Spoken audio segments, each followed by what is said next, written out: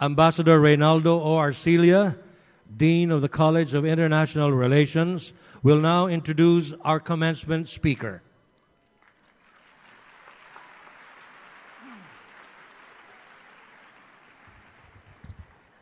I don't know why I have to introduce him, given the reception that you guys gave him. But when our esteemed president, I will do away with greeting the very important people on days, because I know you are all eager, as I am, to listen to our distinguished commencement speaker. When our esteemed president asked me to introduce our commencement speaker, my first reaction was, wow, swerte ko naman. You see, this is not the first time I'm introducing our commencement speaker. As you may recall, last year I also introduced him during the 64th foundation anniversary of our school. And so I will not go through his biodata at this time, as customary. But the fact is, the whole country knows him already. And perhaps more importantly, what he stands for. But there is one fact that I would like to mention. He is a distinguished and outstanding alumnus of our beloved university.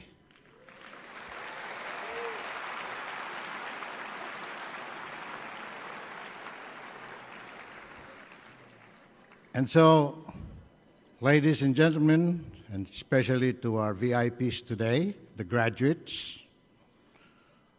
His Excellency, His Honor, Mayor Rodrigo Roa Duterte.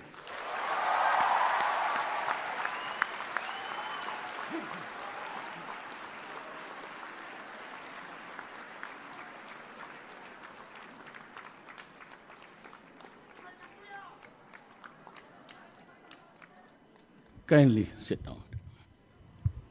May I pay my respects to Attorney Roberto Laurel, President, Dr. Peter Laurel, si Ma'am Sally, Attorney Mark Laurel, Dr. Conrad Iniego, and Paulo. How are you?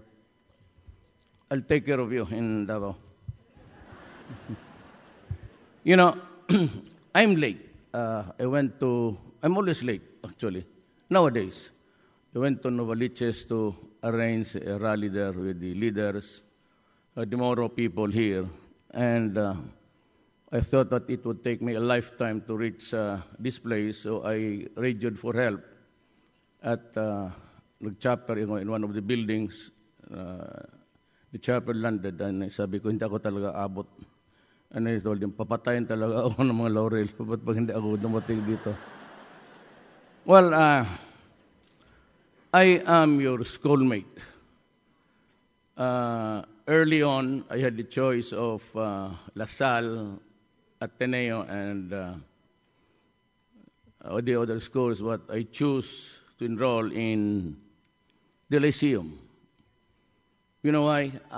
Hinahabol ko yung mga the plus point of our generation. Nandoon kasi yung mga Lava Brothers, nandoon yung Season, and teaching also was si David Lapos. I guess I was really out for something. You know, I became a radical because I come from Lyceum. Would you believe it? The subject that Maria Season was teaching us was political thought. And that's why he contaminated us early on. and we became the first Kabataang Makabayan. You know, until now, if I make it, God willing, to the presidency, I will be the first left president in this country. And that's the reason why I raise my fist, because I am a member of Bayan. Bayan has always been my political party, but I am not a member of the Communist Party of the Philippines. I do not agree. They're too far left. I do not agree with the armed struggle and the killing of Filipinos. Magpatayan lang tayo kanya-kanyang ating bayan. But I am really a socialist. One, because we have experienced hardship in our lives. In 1948, my father decided to migrate to Mindanao in Davao City, and it was still a frontier land. It was a long, unwinding road of sacrifice. I remember vividly, in 1954, my father built a house in a wetland just at the back of the Ateneo de Davao. And you know what? Even at that time, no one would ever think that the wetlands were already in the hands or the title named after so many owners. But most of them were from Luzon, particularly in Manila. And it is not their fault, actually, for the simple reason that, you know, at that time, the Bureau of Lands and whoever was taking care of the Department of Mindanao, that was the governing entity noon. And wala namang communications. Probably there was really a dearth of information coming in from the Manila government. And so most of the lands were given to dito, merong we are opening up Mindanao for the taking. Baka gusto mo. So almost all taga rito. Hindi naman pumunta sa Visayas. Wala namang cellphone noon. And even the mails took them about a week to reach our place. So, not their fault, but that is how it was. And I grew up with a paradigm very limited sa aking environment. I grew up in a squatters area. Hindi naman sa lahat ng panahon. We improved our lot as the years went by. But ako, naranasan ko talaga yung kahirapan. So that is why naglaki ako ng ganun ang paningin ko. I could not have developed a mindset different from what I have now because sa formative years ko, doon ako sa squatters. And I learned the gutter language. And the idioms that I use are really reflective of just an improvement of what I learned sa aming neighborhood. That is why I can talk in pagka mag-sulti ko sa Ilonggo. Ara, Ilonggong re. Damo sa Ilonggo lumaki kasi kami mixed. Davao City does not belong to any particular tribe. It is not the Visayans, it is not the Tagalogs, but a mix. And that is why this new generation, sumunod namin, they talk in and out Visayan, Tagalog. If you are not a Davaoeña or Davaoeño, you'd never understand the new generation. Alam nila mag-connect ng, no, they can say Tagalog in the first few lines, but continue with the Visayan. Mawawala ka. And that is the evolving dialect there in the southern part of our country. Mix kami, and we can talk in di kahambal ko sang Iloilo, daw believe sila sa ako na. Di Duterte na di Puga na. Ilonggo man kanina. So you can see the crowd, especially those taken from Idrong. Spectacular, very spectacular. Pero if I can convert yung mga sinasabi na sa akin, that is another story. That is another story because, voting time is a very imponderable thing and anything can happen there. Vote buying, intimidation and all. Ako wala akong partido but I choose PDP because PDP is actually left-leaning. As a matter of fact, the PDP guys take their oath of office with the left hand and shake with the left hand. Ganon ang ni Pimentel. Pimentel is parang ganon rin, but not so. Kami yung sumunod mga radical. But I have been mayor of Davao City for the last 23 years. I started with Bayan. And I did well. For the reason that I was elected, I said, in 1988, and it's now 2016, and I'm still the mayor of Davao City. Wala ka man nakita. Ang pagka-socialista ko dito lang yan. Left of center or something. But I'm not really a hardcore anti-government.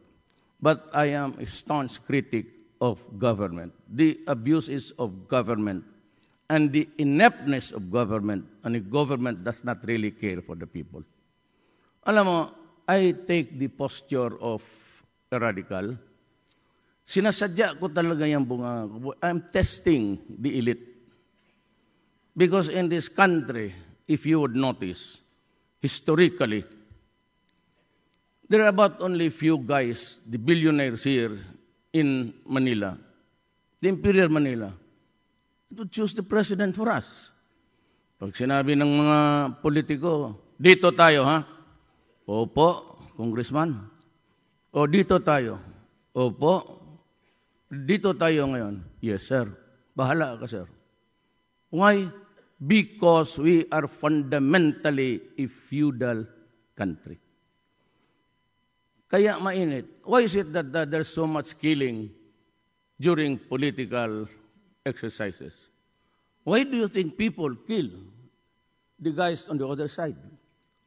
Kasi nakatutok yung pag-asa nila sa buhay. Trabaho. It's only the largest employer of government is yung mga congressman, governor, mayors. Trabaho, pagkain. Then the roads. Then the water. Then kaya sila nakatutok sa barangay captain at mayor at governor. For all of their needs, actually, the poor, which constitute about 85% of this country, are really dependent on government people. Ito namang nasa gobyerno, they have to steal. They have to make money to sustain their partisan group in a society. Kaya ganun kung bakit magtanong, bakit ba dito? Sa Pilipinas, patayan. In other nations, some vote, some don't, and no big deal. That is the reason why. Because we have kept our country in eternal poverty. Kasi, namimili, and those elected really take care of the elite. Maliliman lang yan. And this elite, they want to chart the history of our country in their eyes, in their mind. Yung iba naman pumapalag. Now, I'm testing really the waters sa radicalism. As if I am irreverent, but it's not really true. I pray to God always. Baka patayin ako itong dalawan to, mga gago. For safety, sinasadya ko yan. Lalo na yung inanala. Because in this country, yung mga probinsyano, hindi ko naman, I'm not trying to equate myself with you or identify myself with you, but they want it prim and proper. They control the media, they control television and all. And they want to do governance in accordance with their interest. That's how it is. Noon pa ganun talaga ang... Ngayon, bakit ako tumakbo? I was ready to retire. And I gave you 3 reasons. And I said, I have a very serious in the family. Second is that I'm old. Third, I do not have the money. Kaya noong October 16, I was not there to file a certificate of candidacy. I never show up in Manila. Sa Davao lang ko, sabi ko, look guys, I've been telling you, ayaw ko maging presidente. Bakit ba ako karaming, Manila guys, mamili ka by the thousands. Why are you insisting on me? Yung iba mga taga-Maynila. But for those, well, of course, the well-to-do in Davao, sabi nila na, pagka yun ang line-up of the national horizon, we are in trouble. Sabi ko, ayaw ko. It was only in yung 10 of, November? Sa substitution, December, sa substitution. Na sinadya talaga nila dito to reserve yung si Captain Dino, Kapitan, na mag-reserve talaga na siya because they thought that they could, by that time, really, not really force, but convince me to run. Now, in the meantime that I was waiting for the parties to announce and the candidates, we were already talking about the problems of our country. And for the life of me, wala akong narinig na tao nagsasalita about Mindanao, the most critical issue sa ating bayan. Else, we might end up with a new reconfiguration of the flag. And tell me why. And if you listen very carefully, you'd understand. In 1521, the first colonizers, the imperialists, landed in Leyte. Went down Magellan, planted the flag of the Kingdom of Spain, and proclaimed, I would call all these islands in the name of the King of Spain. So it will be known as the Philippines, to honor King Philip. And tapos sabi niya, I will now bring into this island the faith of Christianity. Well, I do not have any quarrel with religions. For after all, it moves down to our values in life. Ang problema, when he went around, he was using gunpowder, which for the first time was very alien to the natives, yung mga tatay natin. And so when they first heard of the explosions, talagang everybody was shaking because this guy who is white has a weapon that can really kill us from a distance. And even the muskets, the rifle of the times. Pakapatay ka ng tao na malayo. So the natives were really no match. Yung mga lolo natin. And one day, they found ourselves, our fathers, looking, may mga puti, nag-a-announce na kanila ito and we have to pay our due and respect to the Kingdom of Spain. And they sat there for 400 years. And they enjoyed the fat of the land. And there was this war between the Spaniards and the Americans. And Admiral Dewey, in whose name Dewey Bolivar is named, smashed the Spanish Armada dyan sa Manila Bay. And so by the Treaty of Paris, ending that war, the Philippines was ceded to the Americans as if we were chattels, the population. Masakit yan. So we had the Americans. And again, they took advantage of the land. 50 years. Enjoyed again the fat of the land. The best mahogany, lahat na. Don't ever think that when the Filipinos came into lag in this country, all the beautiful woods now, wala na. It's almost extinct. Tindalo, Giho, those were na hindi makain ng anay. Believe me. Those are really hard as hard. If at all, I don't know if you still can count them by the number of your fingers, the trees still standing in our forest. So yan ang ano ko. we were colonized, and the Spaniards and the Americans created the troubles of our country. It was because of imperialism, because they went as far as Mindanao to look for new territories. Mindanao was not really a part of the original lands taken by the Spaniards. Kasi if at all, a few Muslims here, Moro and some, our forefathers never had that religion that prays to God before. Sometimes we do it in front of a cross.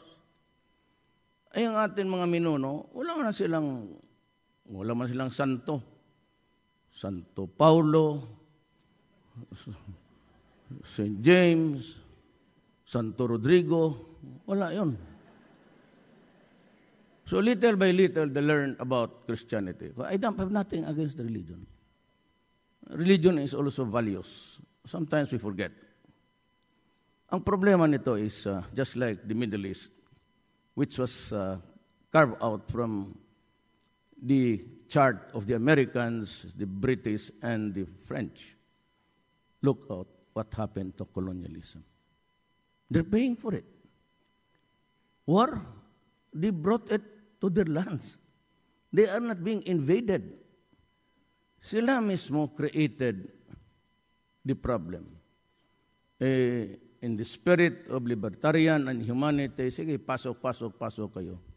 Not knowing na yung pumapasok dyan, also know their history and how they were colonized at ang oil nila for so many centuries were controlled by the Western powers and even the pricing. So Britain got rich sa industrialization, American all. And the countries in the Middle East divided. Puro Arab yan eh. Pinakialaman nila, ayun, ganon. No, there's the Daesh or ISIS, sinusunog sila lahat doon. Those are the sad reality. Kaya ako talagang nagpana ako. I am not that, hindi ako ganun kabastos. Pero sinasadya ko yan because, whatever mabayaran sila, especially the writers, and there are a lot of them, they would really slant. And every statement that I make, they would always slant it. Sinasadya ko tuloy. Talagang minumura ko sila. And even the United States, nag-comment doon dito, guys, you are practicing how not to be a successful diplomat. For you sa foreign service, I was under English also, international law. It would be best just to keep your mouth shut. Like today, they add a comment to a very innocent narration of what actually happened in Davao. But they can twist it at ito naman mga cash, class crusaders, kasi binayaran, file ng kaso, file doon. Kaya ako nagalit. Kaya itong human rights naman, sabi ko, gunggong pala kayo. Gunggong naman talaga eh.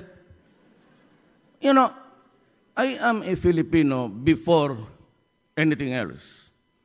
I have that fundamental right to say what I want to say. Pagka sinabi kong ganon, at I was just narrating what happened, they took it to mean that I was joking. I was not joking. Alam mo kasi, politika ngayon. There's an affidavit circulating about a Moro lady na hinulog ko sa helicopter daw. Wala man akong hinulog na helicopter na Moro woman.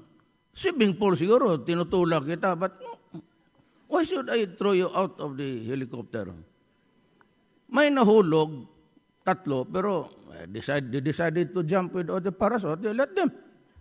Wala ang pakialam. Gusto mo tumalon ka. Ayan, totoo. Pero I never really pushed out a lady there. You know how politics is. They the establishment. Basta yung gusto kanila, gusto ka pag ayaw ka, and if you are not a member of the ruling elite, stay out. Well, that is why sabi ko, gusto ninyo. They will hear. But if I become president, I'd be prim and proper. Ladies and gentlemen, good afternoon.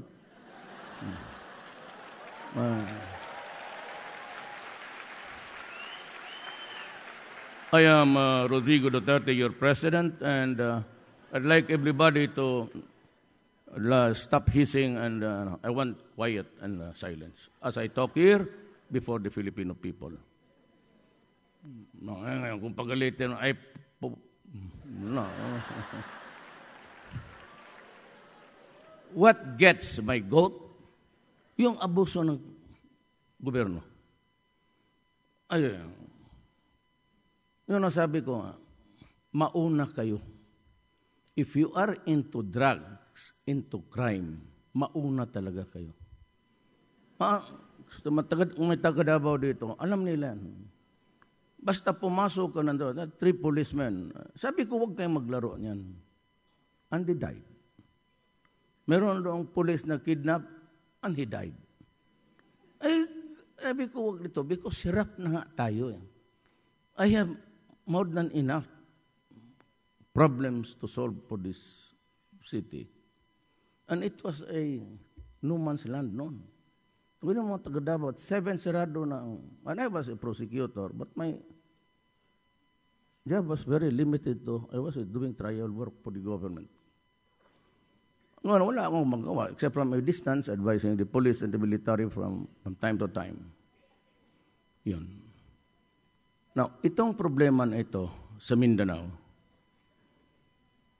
Cory Aquino tried to solve it with Normi Suarez. And so there was this agreement known as the Tripoli Agreement, kayong mga foreign service. Right? It's known as a Tripoli Agreement that was supposed to take care of the problem. Ang problema, pagka Maynila talaga, problem, wala talaga mangyari. Hindi na alam na historically, ang mga Maranao and some of the Maguindanao Moro tribes, Sunni. Yung iba, Shiite. Hulo is Shiite. Before we came, as a matter of fact, hindi pa tayo, we're still part of the atomic particles of planet Earth. May away na yan siya, just like what's happening in the Middle East. Sunni and Shiite. Nag-aaway yan. So when they foisted Ms. Suarez to be the top honcho of Mindanao, you would notice, little by little, the Maguindanao-Maranao block slowly peeled off and formed their own MILF, as Ms. Suarez, MNLF. Ganon. Kasi either dyan sa daw, ayaw magpa-under yan. And left alone, magpatayan yan. Maniwala ka. You'd rather have a Christian leader where they can work with comfortably. Yan ang sekreto dyan. Not now. Not now. But over the years, we had SPCPD, ARM, and all sorts of agreement. Anong nangyari? Gulo. Because ang mga Moro wants to have Mindanao for their own. And rightly so. Because I said they belong to a sultanate differently from the rest of the Visayas and Mindanao. And we're already Islam. Yan ang problema. So, this administration had this BBL. And the president, it's not really his fault, convinced the Maguindanaoans, MI, Murad, that they will have it before the elections. So what happened? Gidribble lang nila. They dribbled it. And it's now election time. We are nearing the end game. And there is no BBL. And you must remember that Murad said, if you do not give me the BBL, I will go to war. And si Presidente also replied, I don't know, but I would not rather, paalis na rin siya.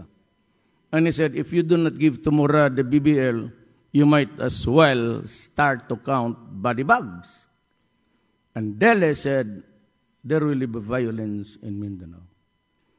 Ako, taga Mindanao. And if there is war, it will be Mindanao ang battlefront. Doon kami magpatayan for a document which we never had any participation at all. Kaya pinuntahan ko si Japar, si Murad wala, and the Central Committee of the MILF. Sinabi ko sa kanya, do not start to spin a violence here which you cannot stop on time.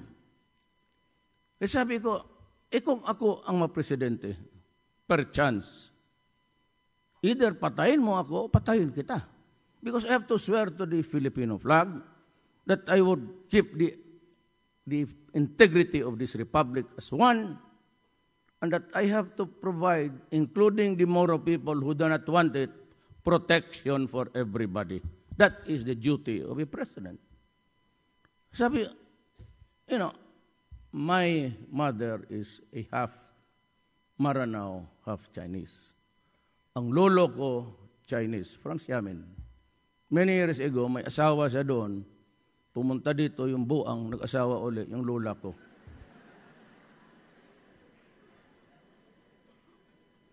Now, yung anak ko, yung vice mayor, also being vilified now, nag-smuggling daw, is really the vice mayor of Davao. He married a Moro lady, a Maranao mother and a Tausug father. So I have a line in my family na puro Moro. Kasi sabi ko, what do you want me to do? Shoot the Moro or shoot the Christian?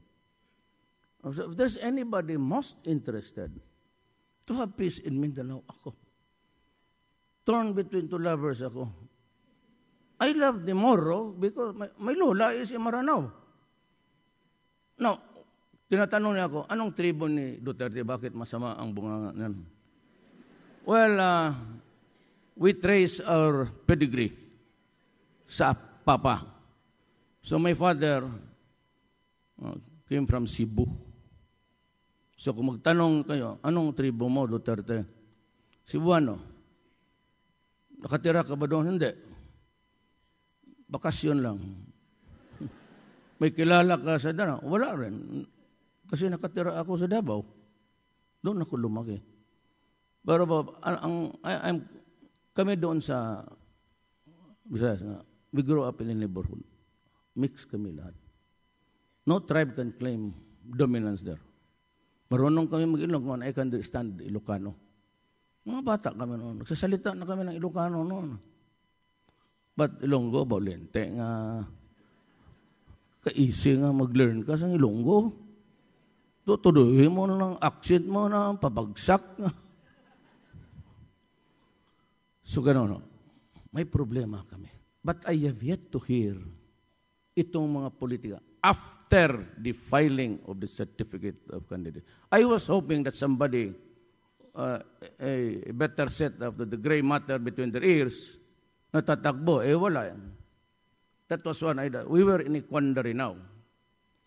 Anong gawain nito? Kasi, in fairness, hindi naman ako nag-ano kay Jojo. I'm just quoting him.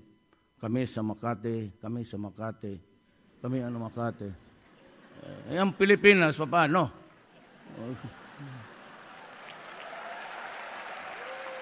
No, I'm not. I'm saying what I hear, and I'm probably in all, narinig ninyo yan. Ganoon talaga. Ako sa Makati, ito ginawa ko sa Makati. Ang problema ang Makati, puro simento. Ang Mindanao, gubat, kakagpiring kami siya nga ito, bababababab. Hindi, kapatay ng civilian na damo, ang patay nga ito, Ganoon yan Ito naman, si Rukas. No, this is not the time. Out of respect to the institution. I will not. I was just quoting, kasi binibigyan ko kayo ng idea, gaano kasi problema namin. At ito lang kayo mo. Rojas, I would say that he is the weakest link to governance.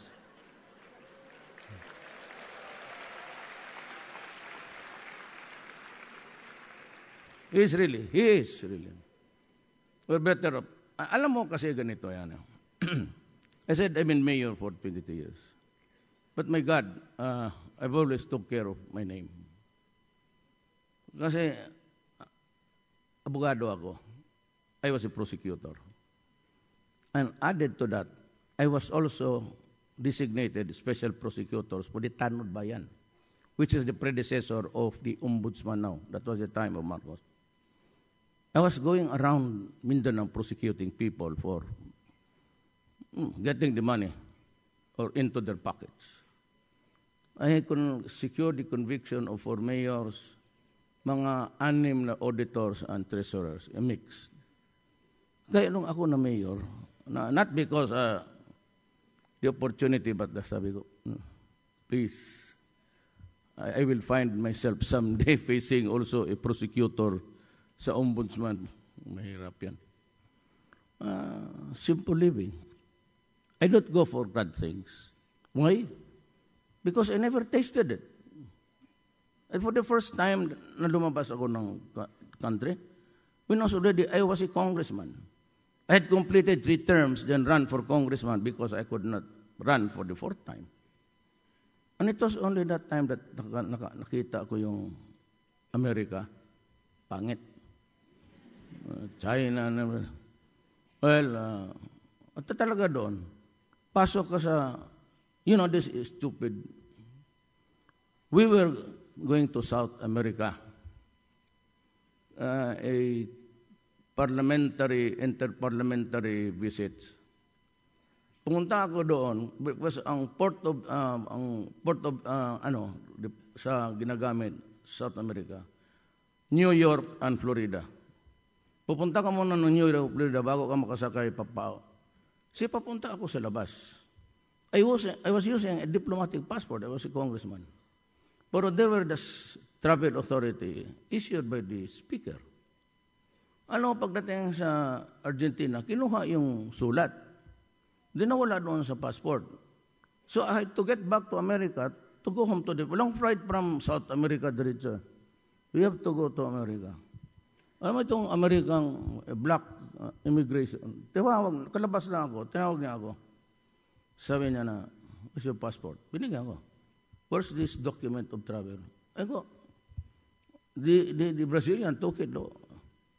Sabi niya, you should not use. Nalikturan ako ng gago. Kabobo naman itong Amerika. Sabi ko, what can I do? I have to pass here because I'm going home. I'm not going to stay here. I don't like to stay here because of you. Where's your supervisor? I'd like to talk to your supervisor. Di lang yung puti. Sabi ko, what's happening to this guy? What's he bothered about authority? I am passing by, ako, via Philippines. Lalabas ka ng LA. Nag-layover lang ako ng 6 hours do. Oh my God. Pero punta ka ng China. Among Asians, you're very courteous. Magbabaw pa. Itong mga puti, because, if I may take a little bit of your time, America has a bruised soul. It's not really wounded. America is terribly galit sila sa terrorism, which they brought it upon themselves. Tapos, they are so, parang takot, basta everywhere there's a small flicker even of terrorism, pupunta over the world. Ako naman, we're happy that somebody is taking care of that. But sometimes, kagaya niyang posturing natin, you join war exercises there. Sinong pinatapatamaan mo? Di yung China. Kaya tsuro yung China, galit, nag-hard stand. Ako we are allied with the West. I admit that. And the Americans, probably the Australians and Japan, want to deal with the Chinese on a round table, multilateral. China does not want it. They want bilateral. Sabi ko, we are allied with the Americans and the rest, and we'll give it time to happen. But after 2-3 years, if it is still in still waters, nothing is moving, there is no wind to sail us, I will talk to the Chinese. And my deal is that you have always been insisting on the ownership of that piece of water there. You know, that is ours. It belongs to our economic zone, exclusive. Why are you building something there in our area? But if you just stop yakking about the ownership and we talk about trade and commerce, I will sit down with you and talk. We can have a joint exploration, John, if there is really a matter of gas or oil. Sabihin ko sa kanila na, we can have a joint exploration. If I cannot come up with the hardware, kasi mahirap lang kami, then we could provide the warm bodies. But let us agree on a sharing. I am only good if I'm president for 6 years. I will not promise you something which I cannot accomplish. But right at the start, kung wala talaga, sabihin ko, just give us a railway in Mindanao. I have yet, a third world country, rise to progress and development na walang railway. So I will ask for a railway or around Mindanao, a railway from Manila to Bicol, a railway, yung maganda, Manila to Batangas, okay na ako. Babay na kayo lahat. That's my contribution to my country. But of course, we must always adopt a neutral stand. We cannot afford a war with China. It would be pure massacre. We only have 2 modern M50s. Dalawa. We wasted our money on that jet armed fighter. Hindi natin kailangan yan. Kasi to whom shall we fight with? With 2 jets? Arrayed against us in front of that Spratly is China with 3,000 MiG fighters. It will be a massacre. I will never agree for us to join the war there. Kasi ubos ang Pilipino. I will not sacrifice the lives of Filipinos there. Bahala kayo but wage the war outside of my country. Because if we join a venture or an adventure or a misadventure, the battleground would be Palawan and the rest of our islands on the western side. So who wants war? Ang hirap-hirap ng natin eh. I want mobility. I want to improve the country. El Nino is creeping all throughout the Republic of the Philippines. Soils are cracked. At yung mga farm implements, they waited for election time bago nila distribute in the provinces. When the soil is already arid and there is no moisture at all. Now, if that El Nino would last more than 6 months, we are in trouble. Now, it behooves upon the president, sana sila na lang, wag ako, you have to provide food that is available and food that is affordable. So kung may pera ka naman, if the economy improves, wala ka namang makita, o may makita ka, hindi kaya ng masa, patay. And that is a serious problem again. So yan ang problema natin. I've yet to see somebody talk about drugs. Talagang galit ako sa drugs. Forget the laws of men. Kalimutan mo muna yung revised penal code. Kalimutan mo yung mga fiscal judge. Let us go by the divine equation of justice, karma, in this planet. What gave you the right to cook shabu? Sell it to my daughter and son and destroy his life forever. Who gave you the right to destroy my daughter or son? Anong ginawa namin? What are our sins? Anong astrato nun? Then doon sa San Pablo, Lucena, I was ranting against the rape of yung mga bata. You know, mga adik, they rape women, old women, grandmothers, wives, they defile the body and they just kill them. Masabi ko, ang nanay pa, anong nagawa ko? Kalimutan mo muna yung revise, kalimutan mo yung police, pati military. Anong nagawa ko sa iyo? Bakit ganunin mo ako? Ang tatay, may kasalanan sa iyo. Ang nanay, anong ginawa niya sa iyo? Eh so bakit ganun? Para magkaintindihan tayo, we go to the basic muna. Huwag na muna yung police. Police dito sa Manila, including PDEA. PDEA will be disbanded if I become president. It is contaminated also. Ganun lang ako, Mayor, but I've been mayor for 22 years. I was the first one to point out to dilemma that there is shabu being cooked inside. It took her 6 months to act on it. I was testifying in the Senate, and when Enrile said, do you know David Bangayan? Oh, yes. So bakit mo alam? I got it from the intelligence community. Because when Inares asked me to help in the investigation of smuggling, kung anak ko smuggler, bakit ako ibigay niya sa akin? Sabi niya, Rudy, tulungan mo kami dito, si Presidente. Of course, I'll do it for my country. So smelling around. Nobody from Davao to Manila knew Bangayan. Came a Coast Guard, Navy, lahat.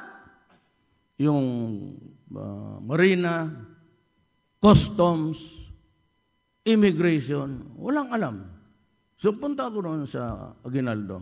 I said, I've been mayor for 20 years. Lahat dyan dumaan na ng Mindanao. So, give me, Sabi pa ng mga buwang, sir, wala yan. Sir. Don't. Ibigay mo sa akin kaya mag-testify ako. In the afternoon, dumating yung envelope. Kaya sabi ko kay Enrile, tinanong niya ako, anong gawin mo kung makita mo si mga yan smuggling rice? In Davao siya, papatayin ko. Nag-react si Dilima, idibanda daw niya ako for threatening just because she was there. Alam mo, sabi ko, ma'am, abogado man tayong dalawa. The only entity, or if at all, anybody there, sa mga senador, sila lang ang pwedeng mag-question sa akin. It's only the Senate, nobody else, or the member. Nasabi ko, magbalik ka sa logbooks mo. Kung nag-aral siya ng law sa Lyceum, di, mas bright siya ngayon. Ayan ang problema. No, si Tenz, ito, ng mga grandstanding, they want to just shine. That is why they ride on my... Marami pang dadating. Marami pang... nawala ka. Pasakayin ko talaga sila. But I assure you, being a graduate of Lyceum, talagang mabait ako. Now, I will end up, I'm not into the habit of saying, botohan ninyo ako kasi ako si Duterte. Magaling ako na abogado. Kala mo siya lang rin. Ako, ganito, at yung pera ng tao, hindi talaga manakaw yan. Hindi manakaw yan kasi nabulsa ko yan dito. Ako ang bahala. I'll end up by saying, can Binay, well, Binay can talk about drugs, criminality, but I look you into your eyes at siya mo sa akin ang totoo. Can he talk about corruption? Kung presidente siya, how will he convince people to straight so that money will not be lost? Cannot talk about corruption. Ito si Mar. Lang muna yan. I'm just saying, I'm just giving you the contrast. Pero ayaw ko I will not, I have to go kasi baka mamura ko pa yung murahan na lang. I said out of indifference to a learning institution which really I love. I'd like to thank the family of the Laurels for, being parang close na rin ako.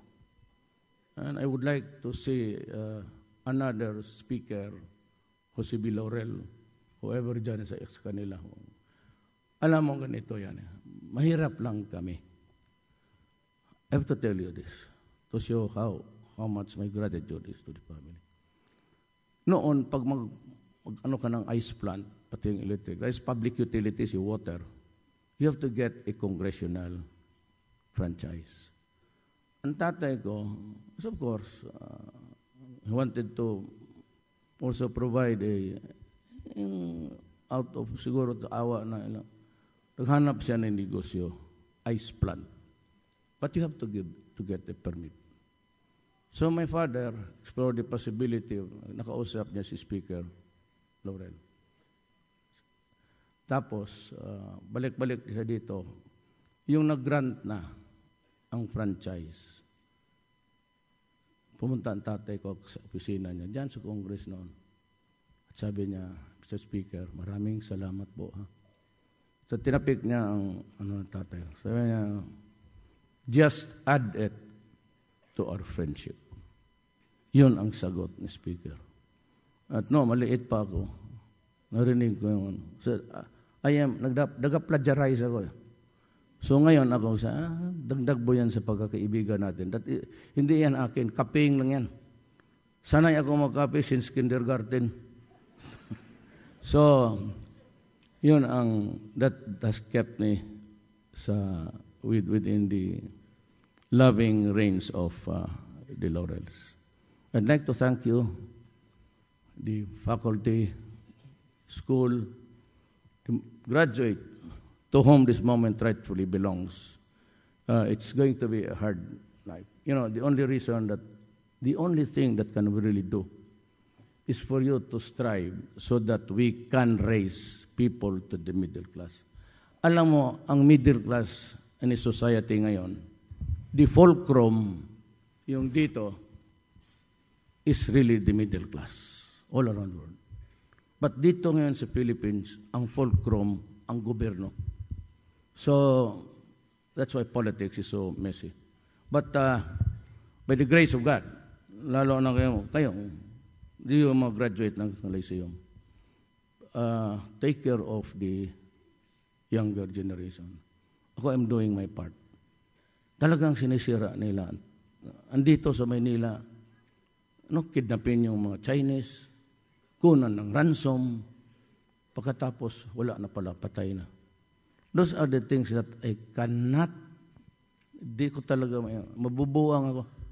Just like yung sa Davao incident, nakita ko yung patay, nagmura ako, which I used slang.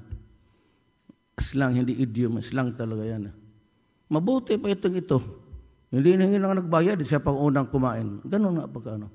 Ito mabuti pa ito, kapangit-pangit, ang ganda-ganda ng asawa niya. Actually, putang ina to. That was hindi, ganun yan. I was using that word. I'm sorry, but ang ginamit ko, hindi mga to. Imbis yung mayor. That was like I said it. I was not joking. I was narrating exactly the words I uttered. So, why I'm now, well, anyway. But hindi ako summa cum laude, hindi ako cum laude, o magna cum laude, hindi ako honor student. Tignan mo yung grade ko sa 78, kay may professor kami noon, si Rosalinda Terona. She was teaching us geopolitics. Akala kasi ng mga buang kalaban ko, sabihin ko, galing ako Lyceum. Kumuha ako ng foreign service, pati AB ako doon, political science. Mahusay ang natutunan ko dito sa 2H. Huwag ninyo akong maglaban sila. Akala kasi na't probinsyano ako diyan kaya talaga mo. Kasi hindi na alam siguro from where of I stand. Hindi mo ako maluko sa buhay.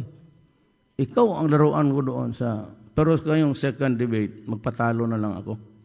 Sabi ko, I cannot understand. Kasi pinaris ako, po Duterte, tapos Santiago Duterte. Nilayo ako doon sa dalawang ugok. Kung kasama ko mga babae, ako ang magtanong, I'd rather not. Sabihin ko na. Pero, will it be proper? I don't know. It would not be. But I relate it to them. Yung kami ni Podat, may gusto akong sabihin, pero it would leave a bad taste in the mouth, maybe. But, so, I end up with a note of optimism that I would live long enough to be the graduate speaker in 1990. I'm now 2090 rather. I'm now 71. Siguro may mga ilang taon pa. Paugod-ugod na, but I can still give you some vignettes in life that would be helpful to you. Maraming salamat po.